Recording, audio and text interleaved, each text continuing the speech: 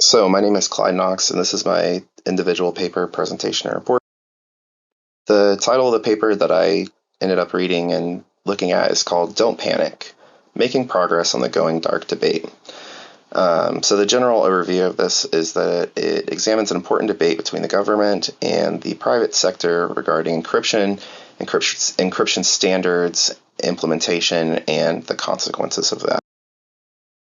My motivations for choosing this is that technology and the government have had a pull back and forth since the beginning of history, human history, but more recently in the 21st century, technology has exploded in growth, and that's created a lot of challenges and possibly harm to society. So I wanted to better understand these issues, and I thought that would be important and interesting. So this is an overview of what I will be covering. So going dark is a term that was first described by then counsel of the FBI at a Senate Judiciary Committee, where basically going dark is it's a way to describe law enforcement's fears and perception that they cannot collect evidence, or that they're not able to collect evidence even though they have a legal right to do so. So for example, you could execute a search warrant, search someone's house, get their computer, but then it may be encrypted, and so you can't actually access that information. Part of her argument was really interesting. It has to do with a law that was passed called the Communications Assistance for Law Enforcement Act that required telephone companies to maintain their technologies in a way that government could wiretap them if they needed to, or if they had a legal right to do so. So not just that government could say, well, we have a right to do this, so we're gonna do it if it's possible, but you actually have to maintain your technology so that this remains possible. And in some ways, that established like a type of precedent. So some historical context, there was something called the Crypto Wars that took place kind of briefly between the 1970s, 1990s. That was another conflict involving encryption and the U.S. government here in the United States, which was that the federal government wanted to limit the public's access to advanced encryption technologies, as well as they wanted to limit exporting those technologies to other countries, because ultimately they were afraid it would limit their ability to decrypt information when they needed it, or to maintain surveillance or to collect evidence. But ultimately, the government decided to back off and choose a less restrictive encryption technology environment. So Edward Snowden was an employee for the NSA. He was a whistleblower who let the world know about a mass surveillance program by the United States. And this was really a catalyst for a lot of the going dark debate. So companies reacted. One of them was Apple, which their response was to now include end-to-end default encryption on their iPhones, to have that functionality built into the iPhone.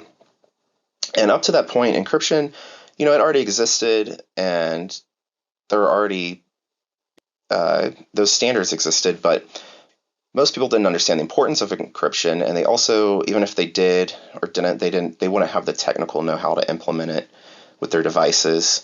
So Apple having default encryption was a huge problem for the government, because overnight a large portion of the world was just blanketed from them with this encryption technology. And what's more, tech companies could get around it because they could claim they had a legal escape away from this, because the government could have a search warrant for Apple iPhone, but Apple can say, well, we don't have the technical ability to actually decrypt it, because they built the keys.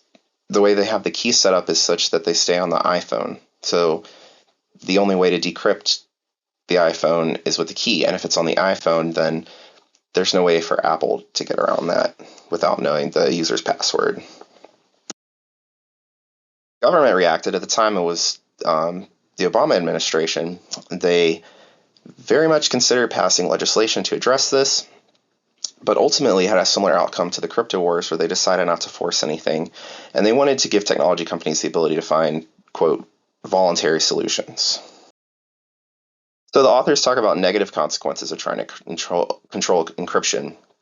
So the first is that it hurts the economic goals of the United States, because it would limit companies and their technological development, innovations, etc., which would, hurt them or harm them from competing on a global stage, U.S. companies. The next is that the NSA could and likely still can break any sort of encryption, and other nations' governments don't have that ability. So if only the NSA can decrypt, can break this encryption, then that actually gives the United States leverage. Another reason is that mass encryption, a lot of U.S. citizens having encryption technologies, keeps other bad actors from spying on them, on our citizens. So, for example, other countries that the U.S. would consider bad actors, or any other countries in general, as well as like criminal organizations that would want to steal information and extort people, for example. And then finally, trying to control encryption hurts the political goals of the United States, because the United States is a global leader in technology. We export applications, physical devices, and even impact global standards. So if we change what's allowed here at home, that's going to have an influence on other countries because of our export and technology. And the United States believes it has a moral responsibility in that if other citizens in other countries are, if their encryption technology is more limited because of what we do here, then other governments, for example, could take advantage of that by spying on their citizens, by trying to keep political control and power, and just destroy any sort of opposition, even like illegitimate governments. So should we be worried? The authors of this paper definitely don't think we should be worried. These are my words, not theirs, but I get the feeling that they are essentially saying that government is being dramatic, and then they offer a lot of information for why they think that the trend of encryption will not continue.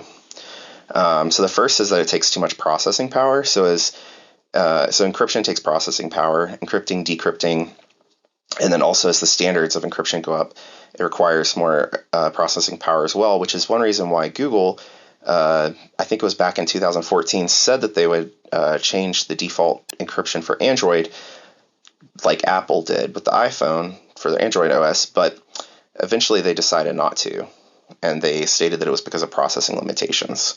Another reason is that companies are starting to offer more services as opposed to products, and services require being able to easily access customer information and transport it back and forth. Think of like iCloud, for example, or like a speech recognition technology where, I may want to be able to talk to my computer, but my computer doesn't have the processing power to recognize my speech, so it sends it off somewhere else. That speech is recognized, and then it's sent back to my computer. So that's like an example. So since companies are shifting more to services, having encryption built into everything would limit their ability to do that, which would impact their profits, or it would also just stop it altogether for certain things. And then what I thought was a really compelling reason is that companies don't want to limit their own access to their customers' data, because that's money, essentially. That information, that data, they can sell that, they can use it for target advertising, they can use it to better understand their products, which way to move things. So they're incentivized not to do that, they're incentivized not to continue default encryption or those sorts of things. So the last part of the paper, the authors spend kind of painting a bleak picture of the future in which the Internet of Things is a major catalyst for government having incredible surveillance technologies and abilities, and that, we're going to have this dystopian future of always, needing to look behind our back and not knowing when they're listening in on our devices, even like an elf on the shelf or whatever. So that's kind of a lot of the paper spent kind of speculating about that. So the public standing of this paper relative to other research at the time is that it was really early on in the debate that this was published. And that's great, but it's also one of its limitations because it reduces the scope of the information it can look at and the accuracy of its conclusions. So a lot of research since the date of the publication of this paper has been done relevant to this topic that's really interesting. So one, for example, looks at users' attitudes towards privacy and national security. What do actual people think? What are their priorities? What do they think is more important in this kind of trade-off between, individual privacy and like a societal good? And then also examining jurors' interpretations of metadata evidence versus content information. Well, if encryption keeps moving the way that it does, then metadata evidence is going to be more important. So how do actual juries interpret that? How does the legal system, how are they impacted by that? So getting more information about that. Then also the ethical consequences of going dark, so more like a philosophical debate and ethics, that kind of thing. The paradigm of history of the cyber wars, so looking at things more with a historical backing and a historical context through the lens of the cyber wars, like delving into that deeper.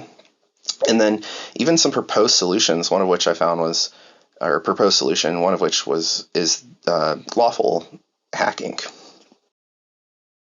So brief analysis of this paper, because it's a very long paper. I thought it suffered from 3 overall weaknesses. It didn't remain objective, it didn't remain scientific, and it limited itself a lot. So it didn't remain objective. I thought it was very biased towards the side of industry concerns and activists supporting individual rights, and essentially offered no counterpoint to that. So it did shortly summarize like the justification in the case of law enforcement, but only briefly, and then just kind of disregarded it without any real justification. And so it definitely didn't seem like it was looking at a debate here. It didn't remain scientific, so they make a lot of claims, a lot of predictions, for example, about like a dystopian future, but they don't provide supporting evidence for that. And they also don't even try to look at other possible outcomes, which is not scientific. So, and in general, they speculate way too much.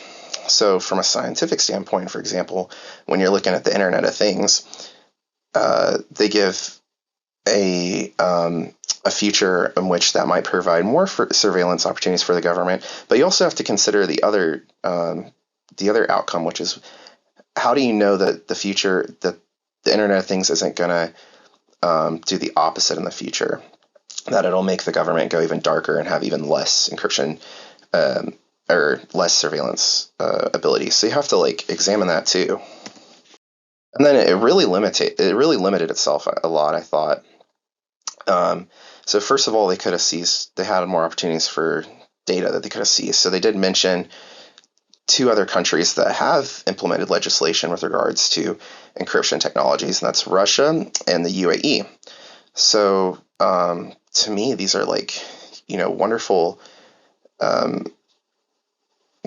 opportunities to look at like the consequences of passing legislation. Did it have a negative impact on commerce? Did it have a negative impact on society? Did people just find a way to get around it?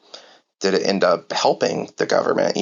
This is like a huge opportunity to look at what legislation actually does, and they didn't do that.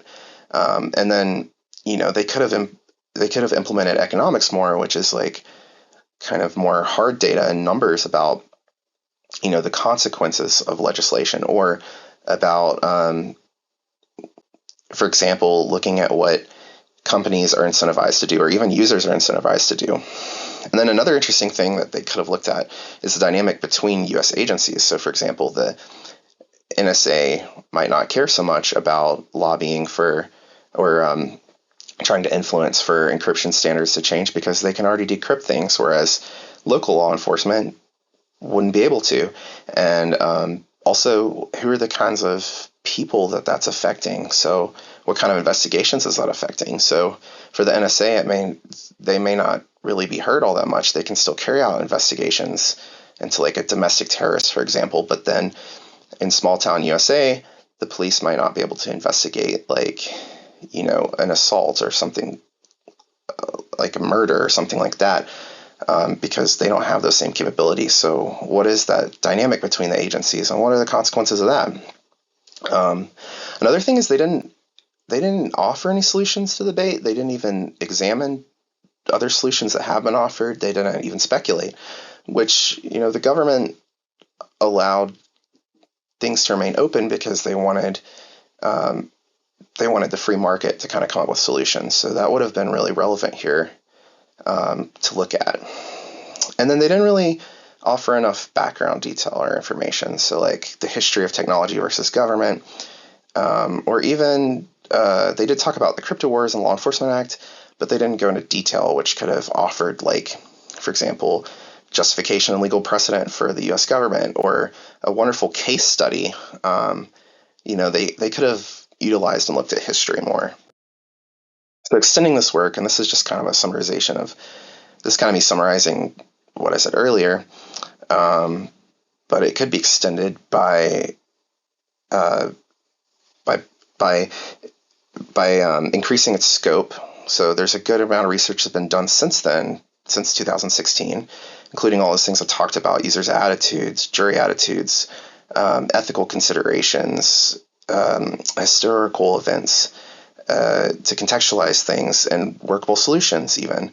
And so there's an opportunity to propose new directions and ideas for future research, and to take in that information to better support or not support their conclusions and their ideas. And then extending this work would require being more objective. So to be the judge of a debate, you need to be objective. And I didn't find that the authors were objective. I found it to be very one-sided. And, ideally there should be evidence for both sides. There should be consideration for both sides to have a real debate. And then finally, it can be extended by relying on scientific principles. So obviously being objective helps uphold this, but also when the authors make conclusions, they need to implement more evidence, real evidence, and that should be the goal. That should be the goal in order to, say that this is a high quality paper. And finally, they could try to identify areas of research that need to be looked at going forward. So kind of setting goals towards understanding this debate better and moving towards more workable solutions. So having like a real framework, a real goal. So it's kind of funny, but the paper says that Nest thermostats have microphones in them, and that, this was part of kind of the picture they were painting with the Internet of Things. But I got freaked out because I have a Nest thermostat, but they do not have microphones in them, so that's not true. And then these are my citations. So this paper was really interesting. If you'd like to read it, I'd definitely recommend it, or at least even glancing at it, like skimming it. And this other research is really interesting too. So thank you.